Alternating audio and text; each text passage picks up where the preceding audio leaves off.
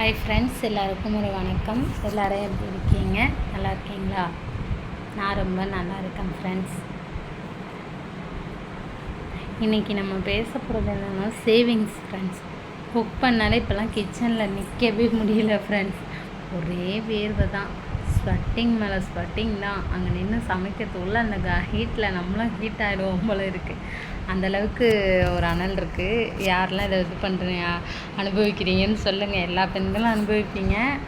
ஆனால் நம்ம வந்து பிஃபோராக ஒரு 11 o'clock சமைச்சிட்டோம் அப்படின்னா ஓரளவு வெயில் நமக்கு தெரியாது. இருந்தாலுமே இந்த வெயில் காலத்தில் கிச்சனுக்குள்ளே போயிட்டு அந்த நைட்லாம் ரொம்பவே முடியாது ஃப்ரெண்ட்ஸ். ஐயோ, முடியவே முடியாது. இவ்வளவுக்கும் எல்லாமே இருந்தும் உள்ள ஃபேன் இருக்குது, எக்ஸாஸ் இருக்குது. நம்ம வந்து அதை வந்து எப்படி தான் யூஸ் பண்ணாலும் இயற்கை தான். அதுமாரி சேவிங்ஸ் பற்றி சொன்னேன்ல ஃப்ரெண்ட்ஸ். சேவிங்ஸ் வந்து ரொம்ப முக்கியம். சின்ன பிள்ளையிலேருந்தே குழந்தைங்களுக்கு வந்து அதை ரொம்ப நம்ம வந்து கற்றுத்தரணும். நான் வந்து என் பாப்பாவுக்கு அப்படி தான். இயர் பார்த்திங்கனாக்கா அவளுக்கு வந்து நாங்கள் ஃபினான்ஷியலாக கம்மியாக இருந்தப்பையும் சரி, அப்போல்லாம் எனக்கு கிடைக்கிற அமௌண்ட்டை அவள்கிட்ட கொடுப்பேன். குட்டி குட்டியாக அவள்கிட்ட உண்டியல்லாம் வந்து சேவ் பண்ணுங்கிறத கற்றுக் கொடுக்கறதுக்குனே நிறைய உண்டியல் வாங்கி கொடுப்பேன். அவளுக்கு ஒரு இன்ட்ரெஸ்ட் வரணும் அப்படின்னா. அவளுக்குமே அதிக இன்ட்ரெஸ்ட்டு தான். போய் அதில் உடனே என் பர்ஸில் போய் இருக்கிற பணத்தை எடுத்துகிட்டு போய் அது என்னத்துக்கு வச்சுருக்கேன்னு கூட பார்க்காம தூக்கி கொண்டு போய் போட்டுடுற ஆள். ஆனால் அதுக்கப்புறம் நானாக ஒரு யோசனை பண்ணேன். மந்த்லி அவங்க அப்பாவுக்கு சேல்ரி வந்தோடனே நம்ம ஒரு அமௌண்ட் அவளுக்கு கொடுப்போம். இயராக வச்சுக்கிட்டோம். அவளுக்கு எப்பொழுதுமே மே மந்த்து பர்த்டே வந்துடும்.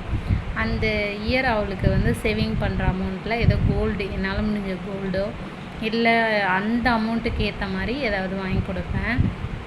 லாஸ்ட் இயர் பார்த்திங்கனாக்கா ஒரு 30,400 and சம்திங் சேர்த்துருந்தா.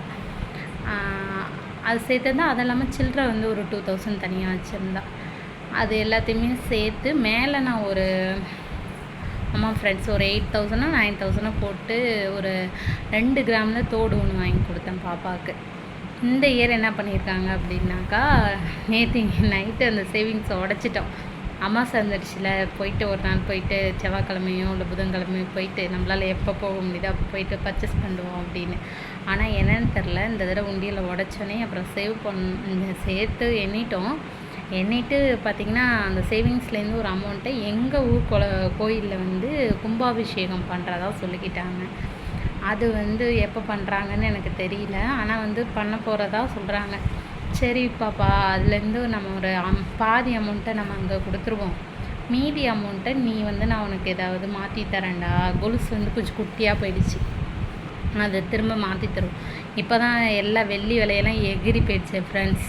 எங்கே ஏணி போட்டு எட்டி பார்க்குற மாதிரி இருக்குது. சரி, பாப்பாவுக்கு அதையாவது மாற்றி கொடுப்போம், அவளோட அமௌண்ட்டில் மாற்றி கொடுப்போம் அப்படிங்கிற ஒரு ஆசையில் அதை மட்டும் வச்சுருக்கேன். இந்த வருஷம் பார்த்தீங்கன்னாக்கா 13 ஆமாம் 13க்குள்ளே தான் வருது அமௌண்ட்டு.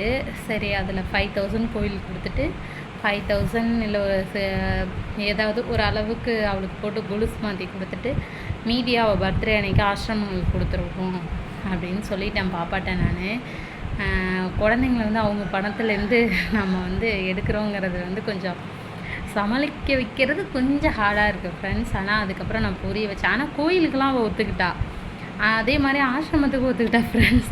இருந்தாலும் அதில் எனக்கு ஒரு பார்பி செட்டு வாங்கிட்டா. பார்பி செட்டு வந்து விளையாடுற ஏஜெலாம் விளையாட்டு ஃப்ரெண்ட்ஸ் நிறைய வச்சுருக்கான். நிறைய கிச்சன் செட்டு, பார்பி செட்டு பார்த்திங்கன்னா மாடலாக வச்சுருப்பா. நான் அப்போலாம் அழுது அடம் பண்ணி வாங்கிட்டு வந்துடுவா. ஆனால் அதுக்கப்புறம் ஒரு குறிப்பிட்ட இப்போ ஒரு 2 இயர்ஸாகவே நான் சொல்லிட்டேன், எஜுகேஷன் சம்மந்தமாக என்ன வேணாலும் வாங்கிக்கடா, விளையாட்டு ஜாமெலாம் வாங்கக்கூடாது அப்படின்னு சொல்லி ரொம்ப கம்பலாக வந்து கட்டாயத்தின் பேரில் வச்சுருக்கேன்னு வச்சுக்கலாம்.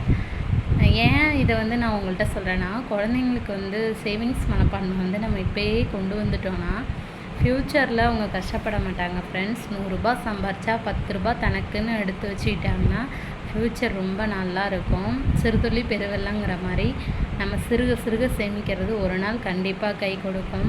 அதேமாரி பணமாக வச்சுருக்கோம் இல்லையா, நம்ம வந்து ஒரு ஜுவல்ஸாவோ இல்லை ஒரு பொருளாவோ ஒரு இடமாவோ அதை நம்மளோட சேவிங்ஸில் போட்டோம் அப்படின்னா நம்ம குழந்தைங்களோட படிப்போ இல்லை அவங்களோட ஃப்யூச்சருக்கோ எதுக்கோ ஒன்று கண்டிப்பாக உதவும்.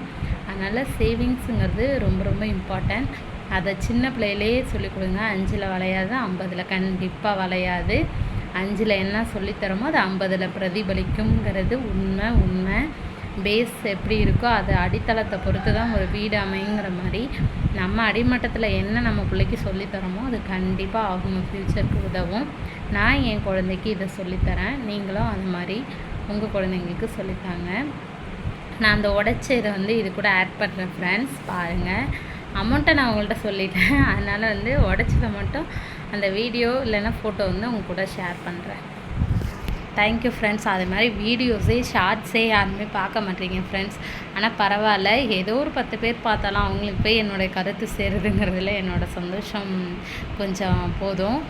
அது இந்த முருகன் அருளால் கண்டிப்பாக என் வாயிலேருந்து ஏதாவது ஒரு வார்த்தை உங்களுக்கு சேர்ந்து அதனால உங்கள் மனசில் ஒரு மகிழ்வு மாற்றம் இருந்தால் அது எனக்கு ரொம்ப சந்தோஷம். Thank you friends.